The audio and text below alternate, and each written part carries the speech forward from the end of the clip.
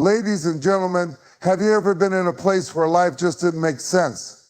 Where the doors you prayed for didn't open, where the people you depended on walked away, and where every plan you made seemed to fall apart? If you've ever been there, if you're there right now, I came to tell you something. Trust even when you don't understand. See, it's easy to trust when life is good. It's easy to believe when the answers come quickly. But real trust is proven in the moments when you don't understand, when the storm won't stop, when the doctor's report isn't what you wanted to hear. Real trust is believing that even when life doesn't make sense, God still has a plan. Faith is not just believing when things are going well. It is the ability to stand firm even when everything around you is shaking. It is trusting beyond your comprehension, beyond your reasoning, beyond what your eyes can see and your mind can calculate. Faith does not require full disclosure. It does not come with a detailed explanation or a roadmap that shows you every turn. Faith is walking into the untold, holding on to the belief that even though you do not see how, when, or why, God is still in control. There are moments in life when our circumstances challenge everything we believe. Times when what we see contradicts what we hope for. When you prayed for healing, but the diagnosis got worse. When you believed for breakthrough, but the doors kept closing. When you gave your best effort, but the results still disappointed you. In those moments, faith is not understanding everything. Faith is trusting anyway. Faith is standing in the middle of the storm and saying, God, I don't see the way, but I trust that you have one. Faith operates beyond human logic. If faith were based on reason, then it would not be faith, it would be calculation. But faith does not depend on evidence, it depends on assurance. The Bible says faith is the substance of things hoped for, the evidence of things not seen. That means faith is believing in what is not yet visible. Faith is the ability to look at an empty field and see a harvest. It is looking at a broken situation and seeing restoration. It is looking at your struggles and seeing strength being built. Faith is often uncomfortable because it requires us to let go of control. Human nature wants certainty.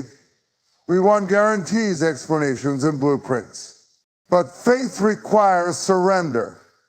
It requires stepping out of the boat like Peter did, walking on the word rather than the waves. It requires moving forward like Abraham, even when he did not know where he was going.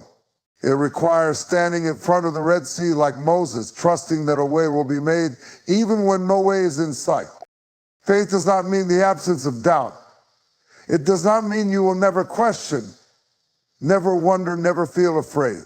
But faith means that even in the presence of those doubts, you choose to trust. Faith is like standing in a dark tunnel with no light at the end, yet still moving forward because you trust that God will provide the light when you need it. It is believing that even when you do not see the full picture, the one who does is still working everything for your good. Faith is built in the moments when you do not understand. It is refined in the fire, strengthened in the waiting, proven in the trials. When Joseph was thrown into a pit by his own brothers, when he was falsely accused and imprisoned, he did not understand why. But faith is not about understanding. It is about trusting that even when you are in the pit, God's purpose is still unfolding. Faith requires looking beyond what is immediate and believing in what is eternal. It is trusting that even when life does not make sense, even when the road is uncertain, even when the path is unclear, God is still leading. Faith does not eliminate an uncertainty, it overcomes it. Faith does not require all the answers, it simply requires obedience. Faith does not need proof, it only needs a promise. One of the hardest things to accept in life is waiting. Waiting for answers, waiting for breakthrough, waiting for prayers to be fulfilled. In a world that thrives on instant gratification, waiting can feel like rejection.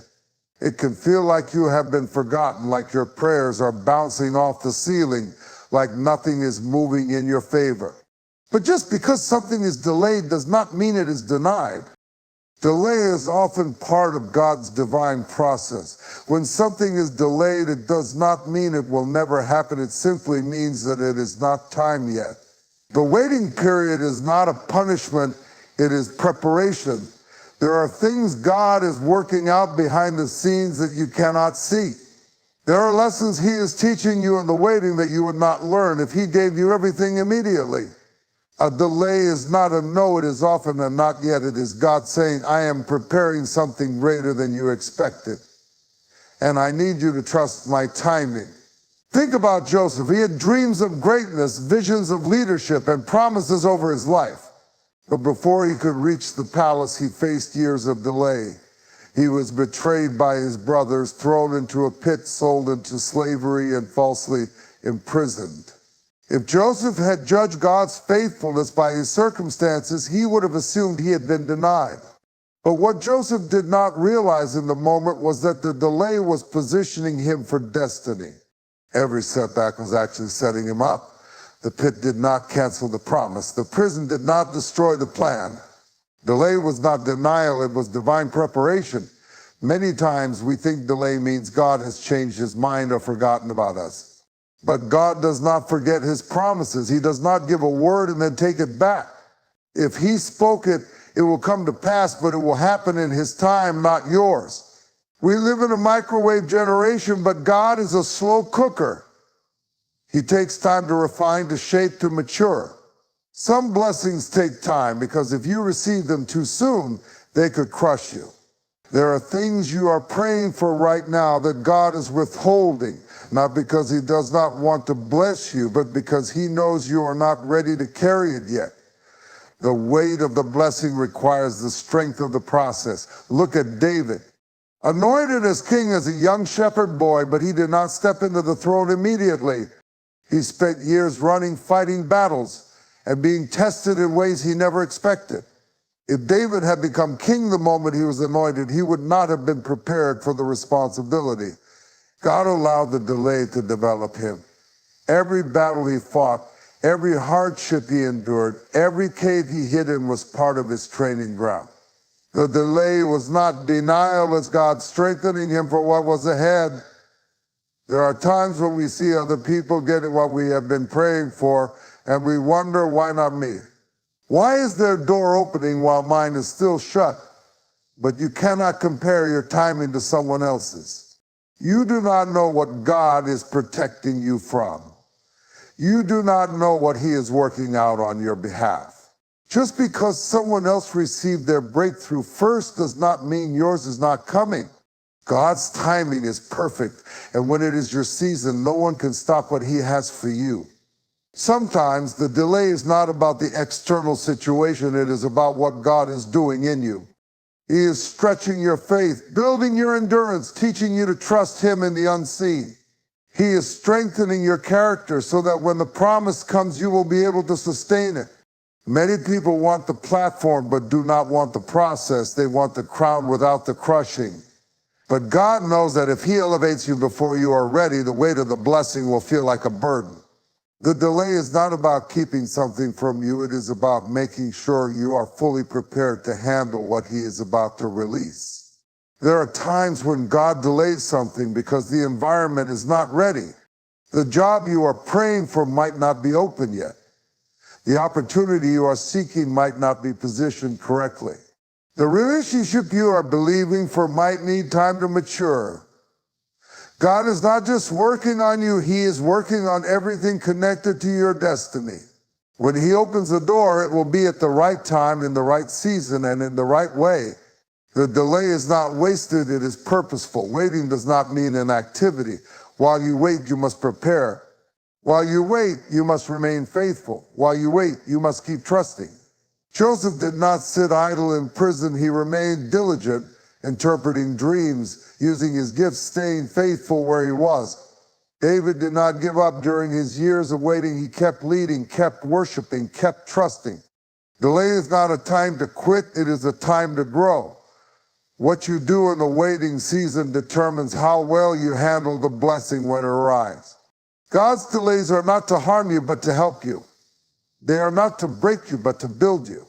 Every time you face a delay, Instead of becoming discouraged, remind yourself that God's timing is perfect. What he promised, he will fulfill, and when he does, it will be greater than you imagine. Pain is one of the greatest mysteries of life. It is something no one wants, yet everyone experiences. It comes in different forms: physical pain, emotional pain, spiritual pain. It can come from betrayal, loss, disappointment, failure, or situations beyond our control. But no matter where pain originates, one thing remains true: pain is never without purpose. Pain is not random, it is not wasted. Every struggle, every hardship, every tear has a reason beyond what we can see in the moment. It is easy to believe that pain is meaningless, that it serves no greater function than to cause suffering. But the truth is, pain is often the very thing that produces growth.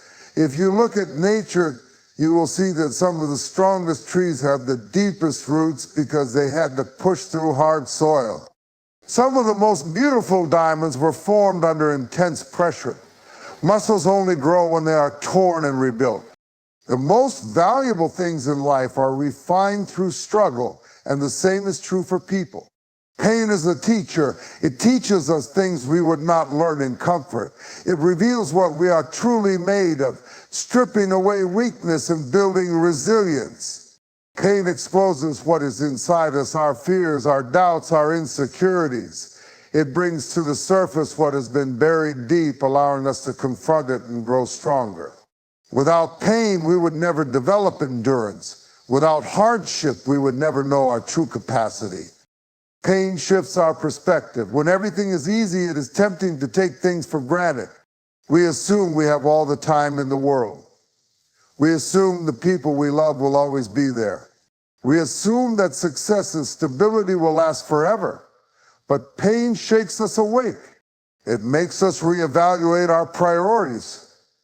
It forces us to let go of what does not matter and hold on to what does. It makes us appreciate the moments we once overlooked. Pain purifies our faith. It is one thing to believe in God when life is smooth, but it is another to trust him when everything is falling apart. True faith is tested in the fire. It is refined in the trials, in the moments when we cannot see the way forward but choose to believe anyway.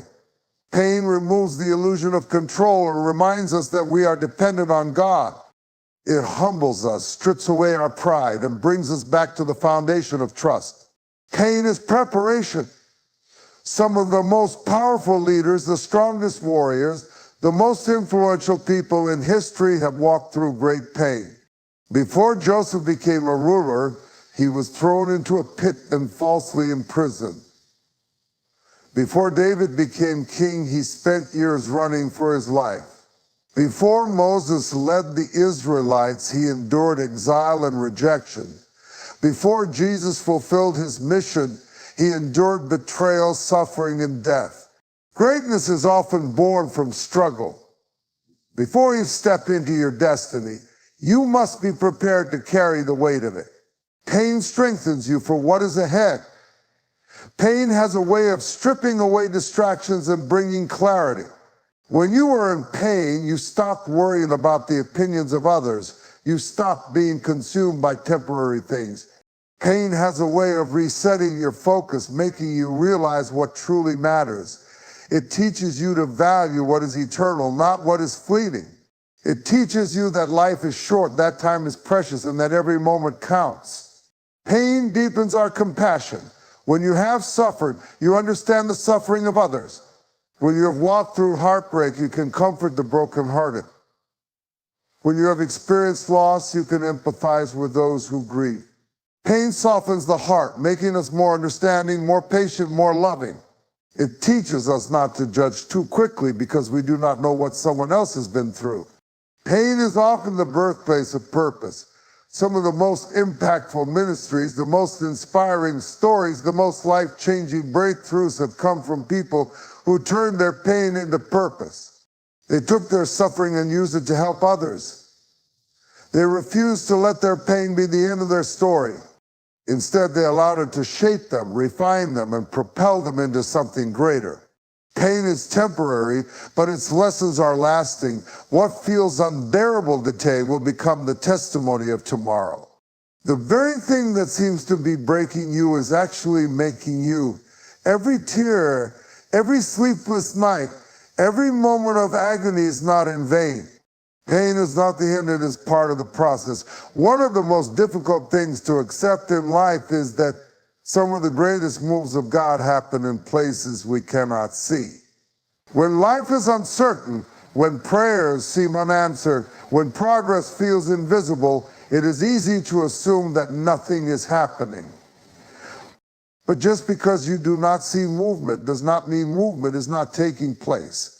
Just because you cannot perceive change does not mean change is not occurring. Some of the most significant transformations happen beneath the surface, in the unseen, in the hidden spaces where God is working things out for your good. Consider a seed planted in the ground. If you were to stand over the soil the day after planting, you would see no sign of growth. A week later, the soil may still look the same. Even after a month, it may appear as though nothing is happening. But underground, out of sight, something is taking place. The seed is breaking open, roots are stretching out, nutrients are being absorbed, and new life is forming. Just because the surface does not reveal the work does not mean the work is not being done.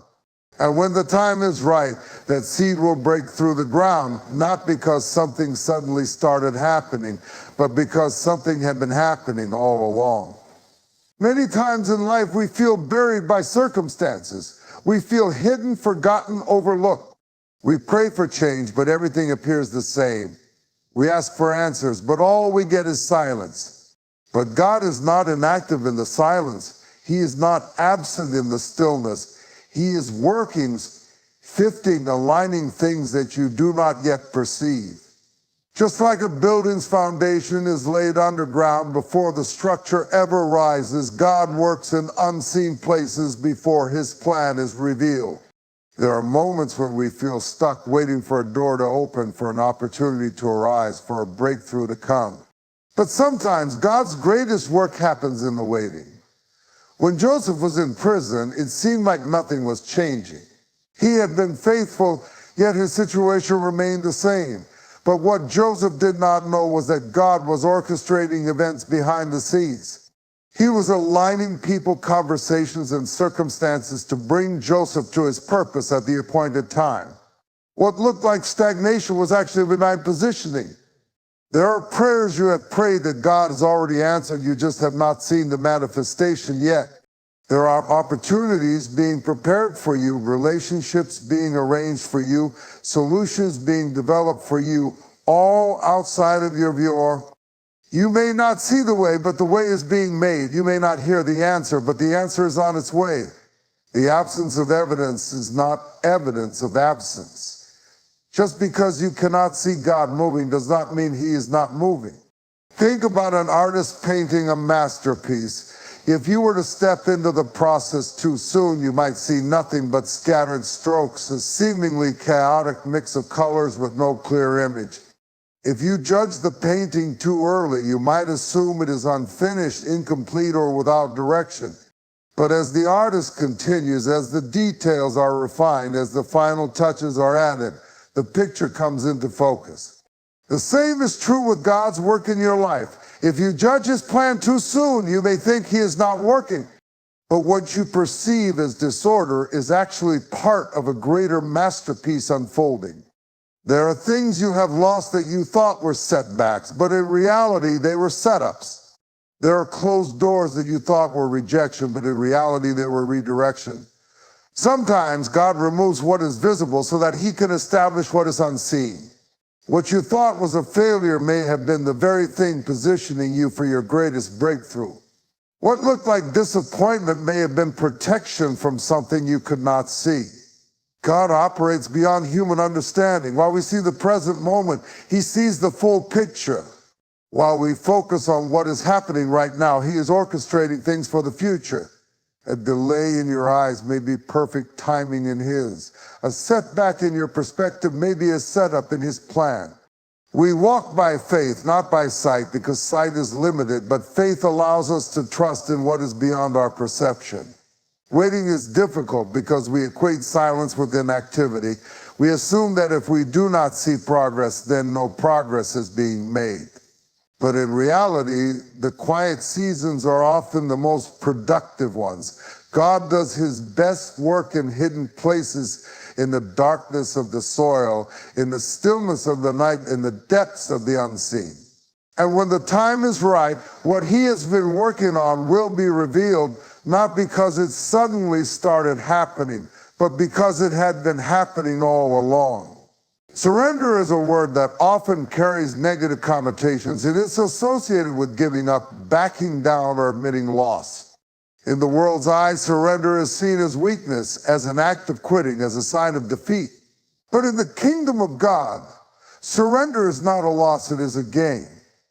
Surrender is not throwing in the towel, it is laying down the weight. Surrender is not a sign of failure, it is an act of faith. There is a difference between surrendering to circumstances and surrendering to God. Surrendering to circumstances means giving up in hopelessness, believing that nothing can change. But surrendering to God means releasing control, trusting that his ways are higher, his plans are greater, and his timing is perfect. It means acknowledging that your own strength is not enough, but his strength is more than sufficient. It means letting go of the illusion of control and allowing the one who truly holds the power to take over. We live in a culture that teaches us to fight for everything, to fight for success, to fight for recognition, to fight for control. We are told that if we just work harder, push further, and try longer, we can make things happen. But there are moments in life when all of our striving, all of our planning, and all of our efforts still leave us empty and exhausted. That is when surrender becomes necessary, not as a sign of giving up, but as an invitation for God to step in and do what only he can do. Surrender is not passive, it is active trust. It does not mean you stop working, stop believing, or stop hoping. It means you release the burden of trying to make everything happen on your own. It means you shift from striving to abiding, from worrying to worshiping, from controlling to trusting. Surrender is not the end of the battle. It is the beginning of true victory because it places the outcome in God's hands rather than your own. Consider a person drowning in deep water. The more they struggle, the faster they sink. But the moment they stop fighting and relax, they begin to float. That is the power of surrender. When you fight against the current, you wear yourself out. But when you surrender to the flow, you find peace. Surrendering to God is like that. It is choosing to let go of your frantic efforts and allow his grace to carry you. Throughout the Bible, some of the greatest victories came through surrender. Abraham surrendered his own understanding when God told him to leave his homeland, not knowing where he was going. Moses surrendered his fear when God called him to confront Pharaoh. David surrendered his need for immediate justice when he chose to wait for God's timing instead of taking matters into his own hands. Even Jesus himself, in the Garden of Gethsemane, demonstrated the ultimate act of surrender when he prayed, "Not my will, but yours be done." Surrender does not mean weakness. It takes great strength to surrender. It takes strength to trust when you do not understand. It takes strength to wait when you want to move. It takes strength to let go of something you desperately want to hold on to. Surrender requires faith, the kind of faith that says, even when I don't see the way, I trust that God does. Even when I don't understand, I believe that he is working all things together for my good. Surrender is an act of freedom. The moment you surrender your worries, your fears, your battles, you are no longer carrying them alone. You are no longer burdened by the need to figure everything out, to fix everything, to control every outcome. You step into the peace that comes from knowing that the one who created the universe is the same one who holds your life in his hands. Many people resist surrender because they fear losing control. But the truth is, we were never in control to begin with. Control is an illusion. We do not control the future. We do not control the actions of others. We do not control every detail of life. The only thing we truly control is our decision to trust God or not. When we surrender, we are not giving up control. We are giving it back to the one who had it all along. Surrender is not a retreat. It is an advance into God's perfect will. It is stepping out of your own way and allowing Him to move in ways you never expected. It is realizing that your strength is limited, but His strength is limitless. It is choosing to believe that what He has planned is far greater than anything you could orchestrate on your own. It is not losing, it is gaining everything that was always meant for you. Trust is one of the most powerful forces in life. It determines how we move, how we grow, and how we overcome obstacles. Trust is the bridge between where you are and where you are meant to be. It is the key that unlocks the next step in your journey. Without trust, you remain stuck, hesitant, afraid to move forward. But when you trust, when you fully believe that God is guiding your path, doors begin to open, answers begin to unfold, and the way ahead becomes clearer, even when it first seems uncertain. One of the greatest challenges of trust is that it often requires movement before clarity. Many people want God to reveal the full picture before they take the first step. They want to see the destination before they start the journey, but faith does not work that way. Faith is walking even when you cannot see the whole road. It is trusting that the next step will appear as you move forward. Trust is not about having all the answers. It is about believing that the one who holds the answers is leading you in the right direction. Consider Abraham, who was told to leave his homeland and go to a place God would show him. He was not given a map. He was not given the full details. He was simply given a command. Go. His trust in God unlocked the next step. If he had refused to move without all the answers, he would have remained where he was, missing out on the promise. But because he trusted, he stepped forward and God guided him each step of the way. Trust requires letting go of control. Many of us want to hold on tightly to our plans, our timelines, our expectations. We want things to happen in a specific way at a specific time, but God does not operate according to human logic. He sees the bigger picture. He knows the right time, the right place, the right opportunity. And sometimes what looks like a delay is actually divine positioning. What looks like a closed door is actually protection. But we can only recognize this in hindsight. At the moment, all we have is trust. Trusting God does not mean the journey will be easy. It does not mean every step will be clear. There will be times when doubt creeps in, when fear whispers that you are making a mistake, when circumstances seem to contradict God's promises.